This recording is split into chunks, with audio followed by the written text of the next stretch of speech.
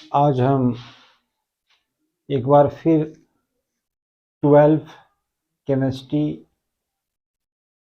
यानी 12 के physical chemistry से जो पहला अध्याय है उसके टॉपिक्स को लेकर हम आए हैं और हम लोग इस पर बात करेंगे कि हमारा आज का जो टॉपिक्स है वो है क्रिस्टलीय ठोस और अक्रिस्टलीय ठोस। यानी फिजिकल केमिस्ट्री का जो पहला चैप्टर है सॉलिड स्टेट्स, उसी का ये एक टॉपिक्स है और उसी पर हम लोग आज पढ़ेंगे और उसके बारे में जानेंगे। तो आइए देखते हैं हमारा क्या टॉपिक्स है। सबसे पहले हम लोग पहले से ये जानते हैं कि पदार्थ की जो पहली अवस्था है सॉलिड यानी कि ठोस, इसके बारे में हम जो पिछले क्लास में हम लोग पढ़े हैं कि जो ठोस होते हैं उसके आकार और आयतन दोनों निश्चित होते हैं। यानी कि solid have definite shape and volume. तो इस प्रकार से सॉलिड के बारे में कुछ जानकारी हमको पिछले क्लास से भी है। तो फिलहाल जो हमारा यहाँ टॉपिक्स है उस पर हम लोग बात करते हैं कि हमारा ये है कि हम यहाँ पर जो सॉलिड है, जो ठोस है, उसको हम क्लासिफाई करेंगे, यानी ठोस को वर्गीकृत करेंगे, यानी उसके गुणों के आधार पर। यानी कि जिसको हमने यहाँ लिखा है क्रिस्टलीय ठोस और दूसरा हमने लिखा है अक्रिस्टलीय ठोस। इसी पर हम लोग आज बात करेंगे कि आखिर क्रिस्टलीय ठोस क्या होता है, what is crystalline solid and non crystalline solid या एमॉर्फस सॉलिड क्या होता है, इसी के बारे में हम लोग जानेंगे। सबसे पहले हमने यहाँ लिखा है क्रिस्टलीय ठोस, या इसी को रवादार ठोस भी कहा जाता है, रवेदार या रवादार। अंग्रेजी में क्रिस्टलाइन सॉलिड कह सकते हैं।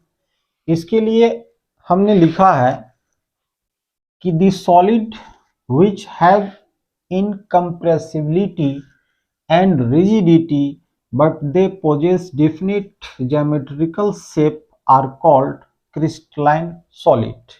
कहने का मतलब ये हुआ कि क्रिस्टलीय ठोस पदार्थ जो होते हैं, एक ऐसा ठोस पदार्थ होता है जो इनकम्प्रेसिबिलिटी यानी उसमें असंपीड्यता का गुण पाया जाता है, एंड रिजिडिटी उसमें दृढ़ता का गुण पाया जाता है।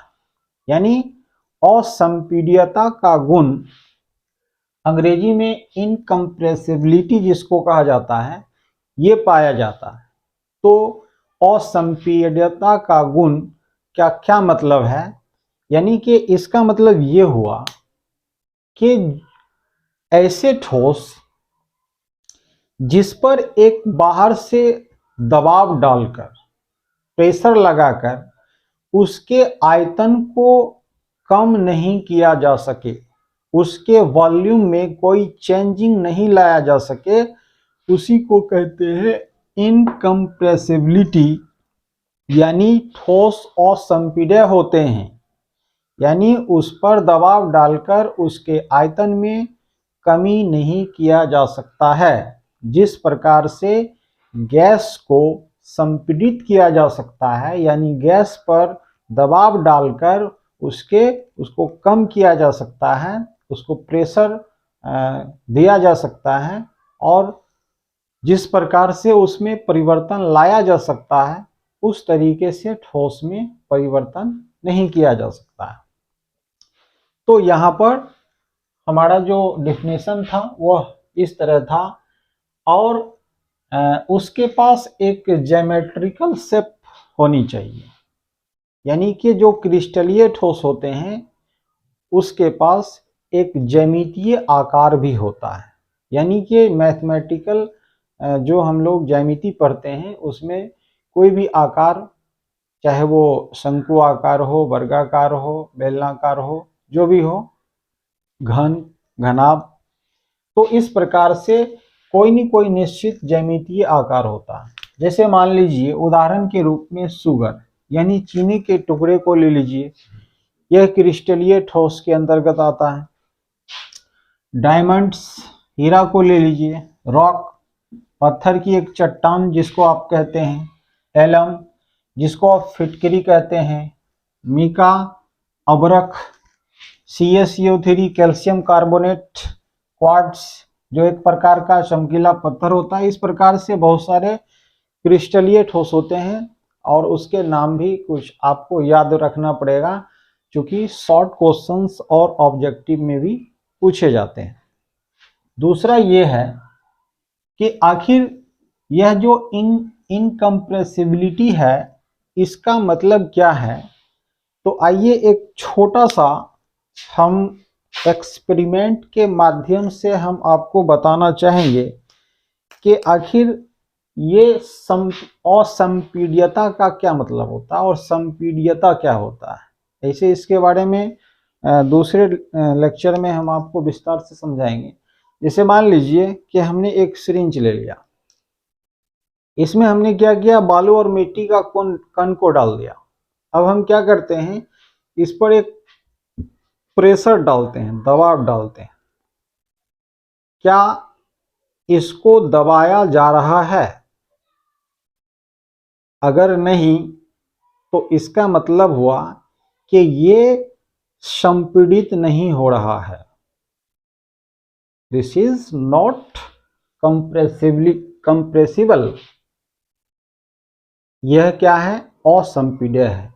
यानी इसका जो वॉल्यूम है, इसका जो आयतन है, इस पर हम प्रेशर डालकर इस पर कोई परिवर्तन नहीं ला रहे हैं। इसीलिए जो क्रिस्टलीय ठोस होते हैं वो क्या होते हैं, असंपीड्य होते हैं, यानी संपीड्य नहीं होते हैं।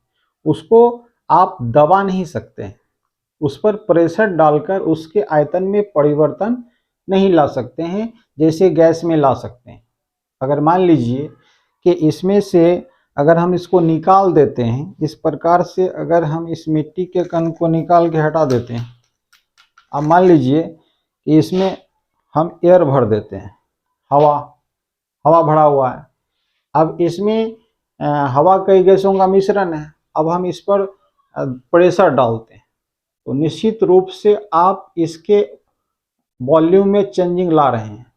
यानी कि फिर इस तरह से दबाव डाल के हम इसको चेंजिंग ला सकते हैं, लेकिन ठोस में ये बात नहीं हो सकता। यानी गैस को संपीड़ित किया जा सकता है। तो इस प्रकार से हमने देखा कि जो क्रिस्टलीय ठोस होते हैं उसको संपीड़ित नहीं किया जा सकता, इसीलिए इसमें लिखा है कि वो असंपीड्य होते हैं। उसके पास दृढ़ता का गुण होता है, यानी कठोर होता है, और उदाहरण में आपने देखा। दूसरा यह है अक्रिस्टलीय ठोस। इसमें हमने लिखा है कि a substance with the external appearance and characteristic of a solid but the irregular structure of a liquid is known as amorphous solid। कहने का मतलब यह हुआ कि अक्रिस्टलीय ठोस यानी बेरवेदार ठोस, एमॉर्फस जिसको कहते हैं, वह भी एक ऐसा ठोस पदार्थ होता है जिसका बाहरी अभिलक्षण, एक्सटर्नल कैरेक्टर, यानी बाहर से देखने के बाद तो लगेगा क्रिस्टलीय ठोस है, लेकिन उसके आंतरिक हिस्से में जब हम प्रवेश करते हैं तो उसके कणों की जो व्यवस्था है वह द्रव की तरह अनियमित व्यवस्था होती है। उसकी संरचना यानी irregular structure of a liquid, यानी लिक्विड के जैसा इसकी अनियमित संरचना पाई जाती है। उदाहरण के रूप में आप ले सकते हैं, जैसे मान लीजिए प्लास्टिक हो गया, पॉलीमर, बहुलक, glass, rubber, gel, fused silica जो सिलिकॉन डाइऑक्साइड से बना होता है, पिच तार, अलकतरा, कांच हो गया, इस प्रकार से रबर का टुकड़ा हो गया, ये सभी अक्रिस्टलीय ठोस के उदाहरण होते हैं, यानी बेरवेदार ठोस का उदाहरण होता है। तो हमने देखा कि क्रिस्टलीय ठोस क्या होता है और अक्रिस्टलीय ठोस क्या होता है, दोनों के उदाहरण को हमने समझा। और अगले लेक्चर में हम ये जानेंगे कि इस टॉपिक से हमारे बोर्ड एग्जाम में शॉर्ट क्वेश्चंस और ऑब्जेक्टिव टाइप के क्वेश्चंस किस प्रकार पूछे जाते हैं, और फिर हम उसमें उस क्वेश्चंस पर हम लोग बात करेंगे और उसको हल करेंगे। और हमारा टॉपिक्स का हल यहीं पर समाप्त होता है। हम अगले वीडियो में फिर दूसरे टॉपिक्स को लेकर आएंगे।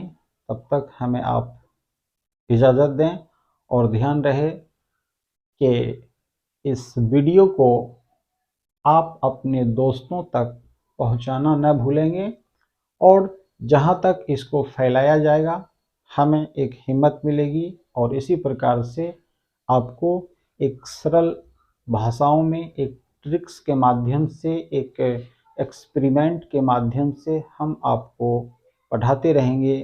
Thank you. जय हिंद, जय भारत, खुदा हाफिज।